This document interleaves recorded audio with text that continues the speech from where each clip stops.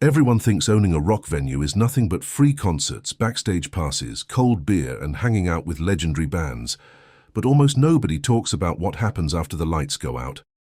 Here's the shocking reality. The average grassroots music venue operates on a profit margin of just 0.2%. That means for every $100 that comes in, only about 20 cents is actual profit. Think about it.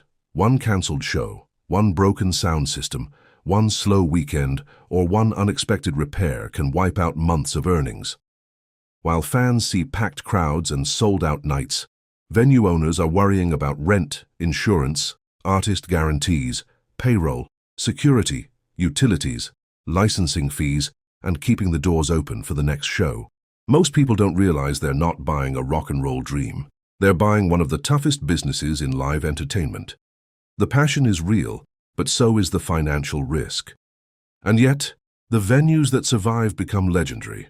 They're the places where unknown bands become icons, lifelong memories are made, and generations of rock fans call home. So what does it actually cost to own a rock venue? How much money comes in? Where does it all go? And can you actually make a living doing it? Why do so many people dream of owning a rock venue? Because they picture places like Whiskey A Go-Go, CBGB, and the Troubadour, legendary stages where unknown musicians became rock icons. They imagine sold-out crowds, backstage stories, and watching the next great band make history. It feels like the ultimate rock and roll lifestyle. But here's what most people never see. Those legendary nights come with enormous financial pressure. Every show depends on ticket sales, bar revenue, staffing, security, insurance, artist guarantees, equipment maintenance, rent, utilities, and dozens of expenses fans never think about. Now here's the number that surprises almost everyone. Business planning models for launching a legitimate 300-capacity independent venue often recommend having around $2.8 million in available cash just to survive the early years. Not to build the venue, but to cover startup costs, operating expenses, and enough runway to stay open while the business finds its footing. That's because even successful venues often operate on razor-thin margins. One cancelled tour, a slow concert season, or unexpected repairs can put everything at risk. Industry reports also show that many independent venues struggle to turn a profit, with food and beverage sales often keeping the business alive more than ticket sales themselves. Owning a legendary rock club isn't just about creating unforgettable nights. It's about surviving long enough to become one. So where does all that money actually go? Let's start with the biggest expense of all, rent.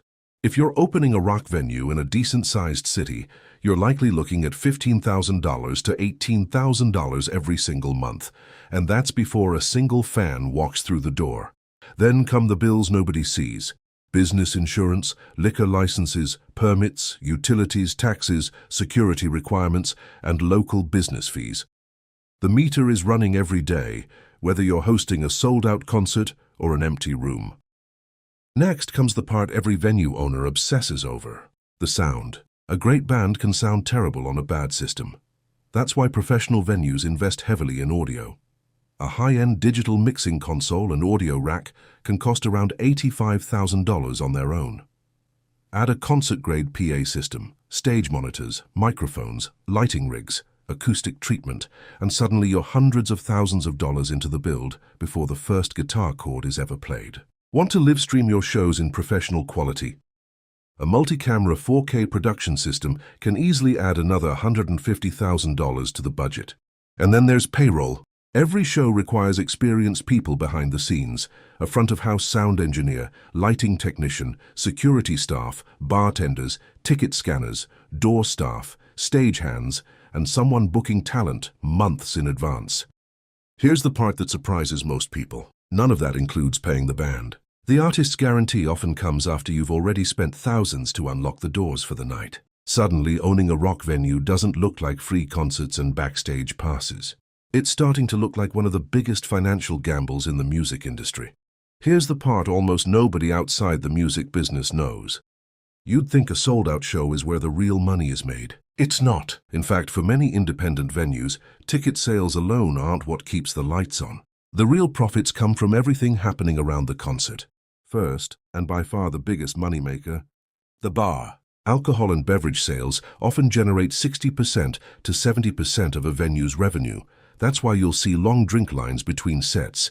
Every beer, cocktail, and soda helps pay the bills. Then comes merchandise. Many venues receive a percentage of the band's merchandise sales, often around 20%, depending on the agreement. Every t-shirt, hoodie, poster, or vinyl record sold can help both the artist and the venue.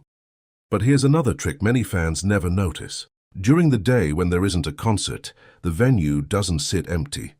Many clubs rent their space for corporate events, private parties, video shoots, weddings, comedy nights, or community events. Those daytime rentals help cover massive monthly expenses like rent and utilities before the first guitar is even plugged in. And finally, there's the ticket deal. After expenses are covered, it's common for venues and artists to split ticket revenue based on their agreement. A deal such as 80-20, where the artist receives the larger share after qualifying costs, can be one structure, though terms vary widely depending on the artist, venue, and promoter.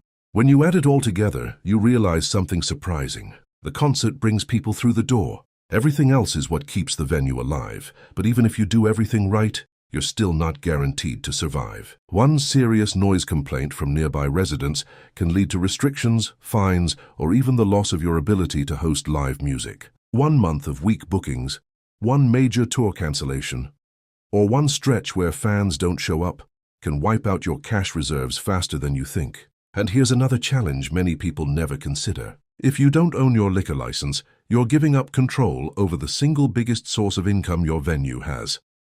Since bar sales often keep independent venues afloat, losing a share of that revenue can make the difference between staying open and closing your doors.